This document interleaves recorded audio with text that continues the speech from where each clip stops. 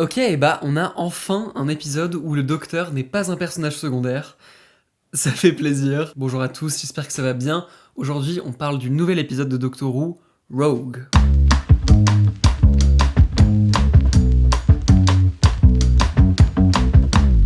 Rogue, épisode 6 de la saison 1 de Doctor Who.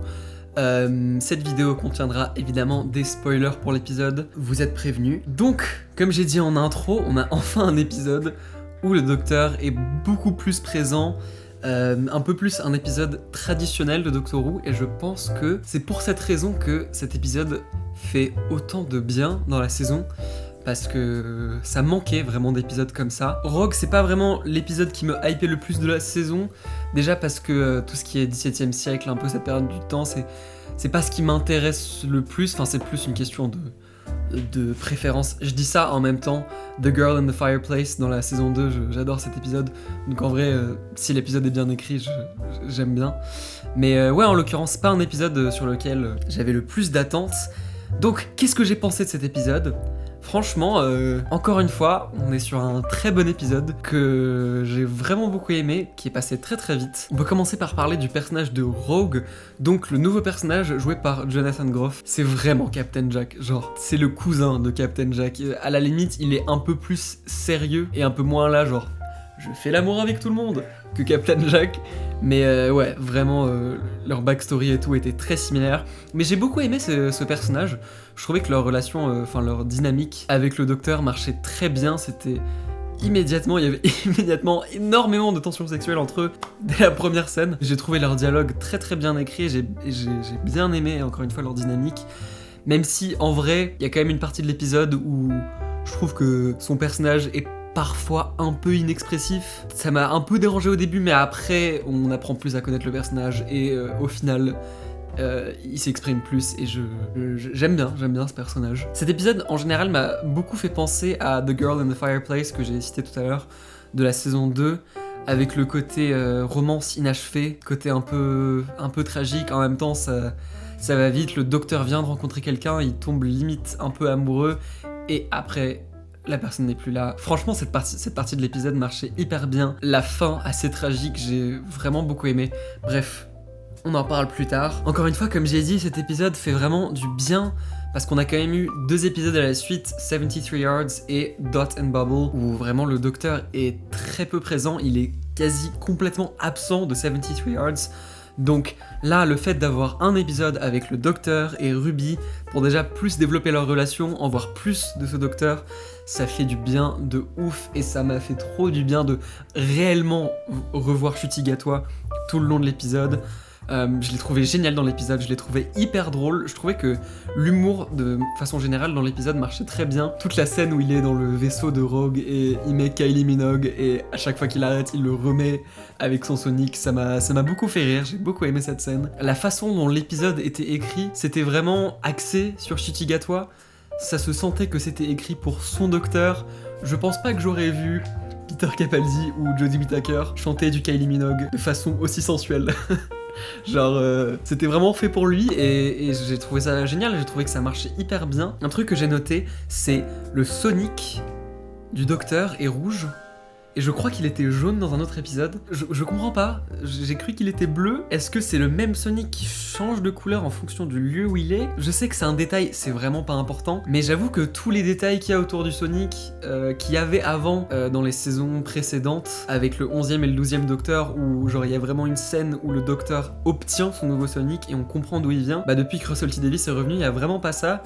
Le Sonic est juste là, il change de couleur, on comprend pas pourquoi. Bref. C'est pas très important, mais je suis là genre, est-ce que c'est juste pour vendre plus de jouets ?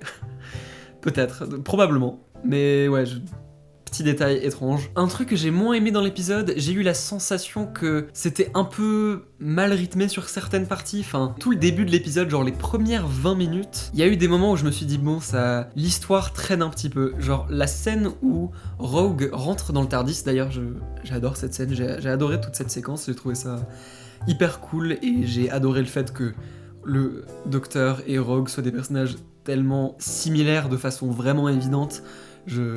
Et du coup j'aime bien le Docteur, il est là genre oui, bah, ça se voit, tu as perdu quelqu'un. Mais bref, ce que je disais, c'est que c'est à ce moment dans l'épisode où je me suis fait la réflexion que l'histoire traînait un peu. J'avais l'impression que ouais, l'histoire avançait pas vraiment assez, que l'intrigue qui avait commencé avec les aliens qui prennent le contrôle des corps des gens avait un peu été mis sur pause et qu'on faisait un peu autre chose. Et c'est pas que j'aimais pas les scènes qu'on a eues, parce que franchement à peu près tout m'a plu dans cet épisode, mais c'est juste que ouais, j'aurais bien aimé que chaque scène avance un peu plus l'histoire, parce que là j'ai eu un peu la sensation de genre bon, quand est-ce qu'on retourne dans le château et qu'on continue ce mystère. Le début de l'épisode, j'ai trouvé pas hyper bien rythmé, j'ai trouvé que ça a mis du temps à se mettre en place. Mais une fois que c'était lancé, j'ai trouvé ça vraiment, vraiment chouette. Et j'ai beaucoup aimé les méchants de l'épisode. J'ai trouvé le design trop stylé. J'adore le fait qu'il y ait des vrais costumes et des vrais monstres en prosthétique. C'est évidemment énormément de travail, mais ça se voit. Toutes les sortes d'oiseaux humanoïdes.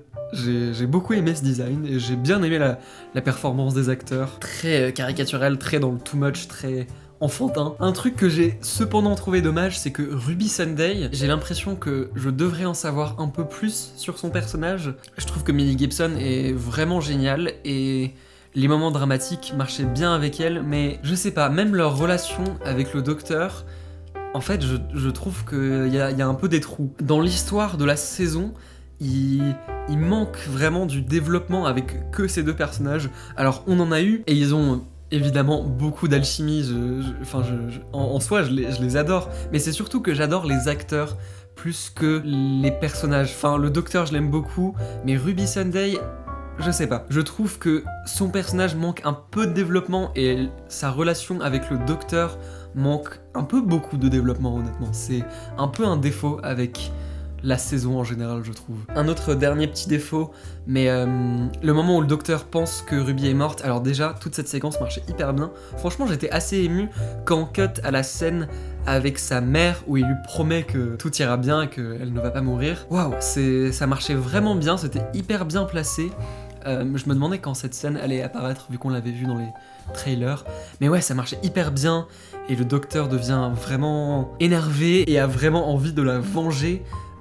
Chutigatois, incroyable dans ces moments. Ouais, de façon générale, même l'humour et les moments dramatiques marchaient très très bien dans cet épisode. Cependant, l'explication de comment Ruby a survécu, j'étais un peu là genre bon, ok, le truc de battle mode dans son oreille. Pourquoi pas, c'était établi plus tôt dans l'épisode, mais je trouve ça un poil facile d'un point de vue scénaristique. Genre, en soi, il y a tellement de situations où le Docteur pourrait juste se sauver s'il appuie sur un bouton et il dit battle mode. Je sais pas. Je trouvais ça un peu facile, mais en soi, d'un point de vue émotionnel, la scène marchait bien, donc c'est pas non plus un énorme défaut. Le Docteur, enfin le 15e Docteur, est particulièrement vulnérable.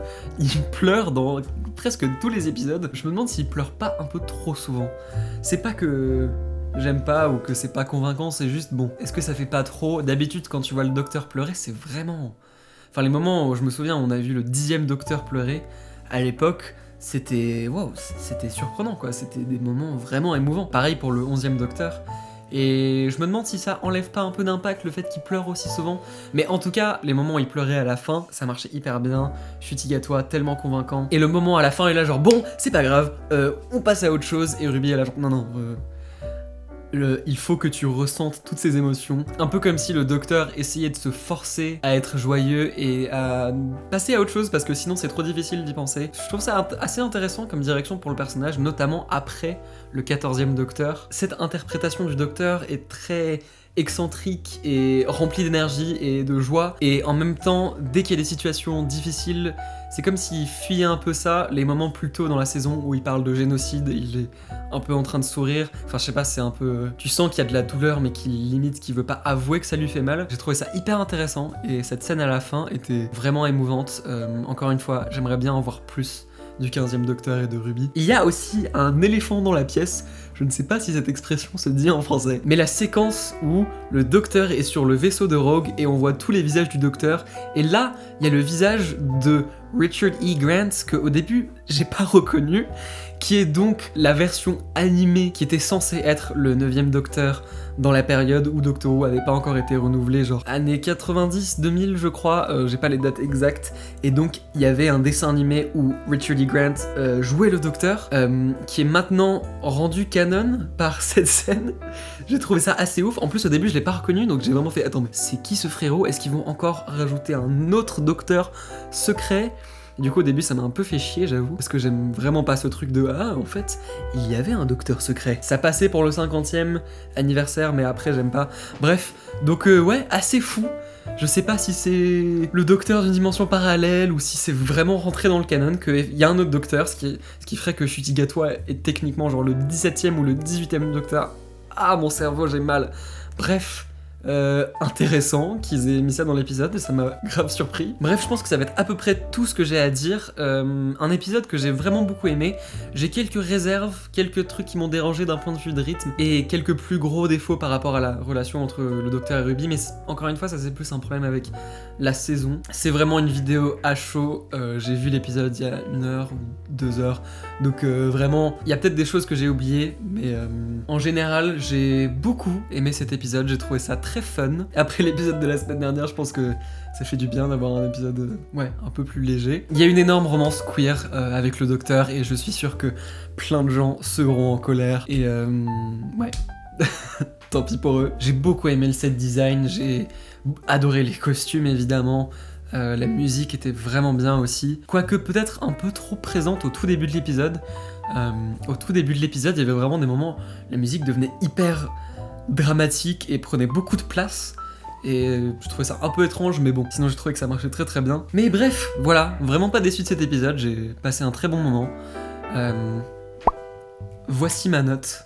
Merci beaucoup d'avoir regardé. Vous remarquerez, c'est pas le décor habituel, je suis dans le studio où d'habitude je tourne les vidéos pour ma chaîne principale. Mais voilà, exceptionnellement je suis ici pour des raisons techniques. La semaine prochaine, oh là là, la semaine prochaine, on arrive à la fin de la saison, ce qui me rend profondément triste, et en même temps, j'ai tellement hâte de voir l'épisode de la semaine prochaine. La semaine prochaine, c'est l'épisode 7, The Legend of Ruby Sunday, le début de la fin de la saison. Russell T Davies fait toujours des fins de saison en 2 épisodes, parfois même 3, dans le cas de la saison 3, mais là du coup ça va être 2 épisodes. On va enfin apprendre qui est Susan Twist. Susan Twist qui est d'ailleurs apparue dans cet épisode sous forme de tableau. J'ai vu ça sur Twitter, j'ai pas du tout remarqué dans l'épisode, mais très intriguant. Qui est cette dame? Est-ce que c'est un sorte de dieu? Est-ce que c'est une situation un peu multiverse où il y a plein de Susan Twist partout et il y a une raison un peu plus sombre de pourquoi il y a toutes ces Susan Twist partout qui suit le docteur notamment? Bref, je ne sais pas, il y a énormément de théories sur internet. Who knows? J'ai très hâte de voir l'épisode de la semaine prochaine, notamment parce qu'on sait un peu rien dessus. Genre, il y a Mel qui revient, il y a beaucoup d'autres personnages, enfin il y a Kate Stewart, il y a le retour de Unit. Enfin vraiment, je n'ai aucune idée de ce qui va se passer. Enfin, qui est le méchant? Qu'est-ce qui va se passer? Je ne sais pas. Bref, trop hâte. Ouf! La semaine prochaine, donc, on se retrouve le lundi 17 pour la suite des récaps de Doctor Who. Je vous dis à la semaine prochaine. Je vous fais des gros bisous.